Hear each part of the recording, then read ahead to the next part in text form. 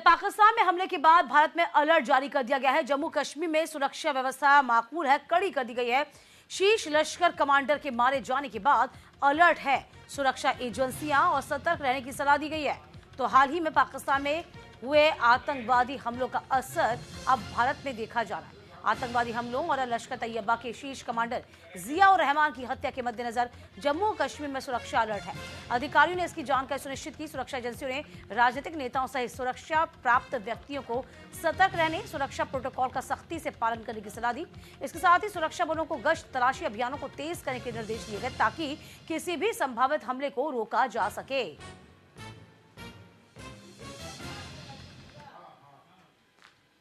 तमाम जानकारी के साथ दीपांकर गुप्ता हमारे सहयोगी लगातार बने हुए हैं। दीपांकर, सबसे पहले अपडेट दीजिए, चूंकि जम्मू में एनआईए की 10 जगह रेड की गई है और सुरक्षा व्यवस्था और भी कड़ी कर दी गई है। हम कह सकते हैं कि पाकिस्तान में जो कुछ हुआ उसका असर अब हमारे देश में भी पड़ रहा है। जी हाँ, हम आपको बताते चले, सुबह से ही लगातार एनआईए की रेड जो है जम्मू के भटिंडी इलाके में हो रही है। और ये रेड जम्मू कश्मीर में जिस तरह से जो स्लीपर सेल्स कहिए या फिर ओवरग्राउंड वर्कर्स कहिए, अंडरग्राउंड वर्कर्स कहिए, हाइब्रिड आतंकी कहिए, जो भी नाम आप उन्हें दीजिए, उन्हें निकालने के लिए, उन्हें पकड़ने के लिए, उनके खिलाफ सख्त कार्रवाई करने की दिशा में आज ये कार्रवाई है। न केवल जम्मू के भटिंडी इलाके में बल्कि जम्मू कश्मीर के अलग अलग जगह पर जहां जहां ऑलरेडी लीड जो है वो मिली हुई है एनआईए को, रेड की जा रही है। इनमें ये भी जानकारी मिल रही है कि कुछ रोहिंग्याज या बांग्लादेशी भी जो जम्मू के इसी इलाके के आसपास के भटिंडी के आसपास के इलाके में अवैध रूप से रह रहे हैं, उन्हें भी ट्रैक किया जा रहा है। पूरा मामला अगर हम आपको अपने दर्शकों को समझाने की कोशिश करें तो जम्मू कश्मीर में एक बड़ी चुनौती है स्लीपर सेल्स को ट्रैक करना, जो यहाँ पर अंडरग्राउंड वर्कर्स है उन्हें ट्रैक करना। और पिछले 2-3 सालों की अगर बात करें तो आपने देखा किस तरह से रियासी में एक मां वैष्णो देवी के पिलग्रिम्स पर हमला हुआ था। इसके अलावा समय समय पर जो आर्मी की गाड़ियां उन पर भी हमले होते रहते हैं और इनके पीछे निश्चित तौर पर वो स्लीपर सेल्स होते हैं जो अंदर खाते यहाँ पर नॉर्मल एक्टिविटीज करते हैं, किसी रेडी पर काम करते हैं, कहीं कोई सब्जी बेचता है, फ्रूट बेचता है, इस तरह के काम करते हैं। और एकदम से जब पाकिस्तान से निर्देश आते हैं तो वो अपना जो असली काम है उसे एक्टिवेट कर देते हैं। और इन्हीं लोगों को अरेस्ट करने के लिए एनआईए जो है वो लगातार कार्रवाई करती रहती है। आज बड़े स्तर पर रेड्स की जा रही है एनआईए द्वारा और ऐसे में उम्मीद की जाती है कि जो ये जो एक बैकबोन अगर हम कहें मिलिटेंसी के होते हैं, ये लोग जो ग्राउंड पर छुप कर काम करते हैं, इस बैकबोन को तोड़ने की ये कोशिश जो है वो लगातार जारी है। अच्छा, इसके अलावा चूंकि देखिए कहा जाता है कि ठंड के वक्त में तो ये था कि तमाम जो घुसपैठिए हैं वो या तो ऊपर होते हैं या फिर मैदानी स्तर पर आते हैं। यहाँ अब इनको ट्रैक करना क्या मुश्किल होगी, क्योंकि यहाँ पर कौन किस रूप में होता है, किस वेश में होता है, ये समझ नहीं आता और यही चुनौतियां हो जाती सुरक्षा कह सकते हैं एजेंसीज के लिए।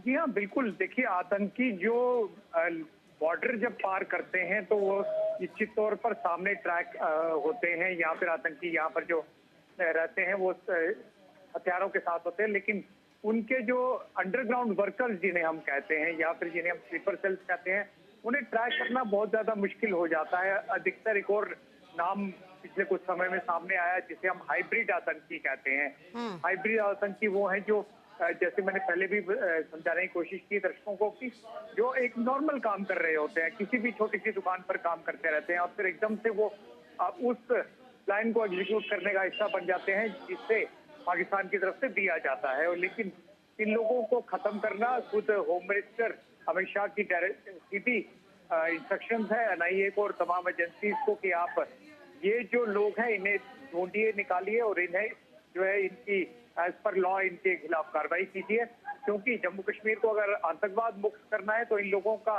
पकड़ा जाना बहुत ज्यादा जरूरी होता है। अच्छा, जिस 10 जगह पर एनआईए की टीम छापामार कार्रवाई कर रही है, क्या वह सफेद पोश लोग हैं, किस तरह की जगह है, क्या कुछ जानकारी इस बाबत आपके पास में?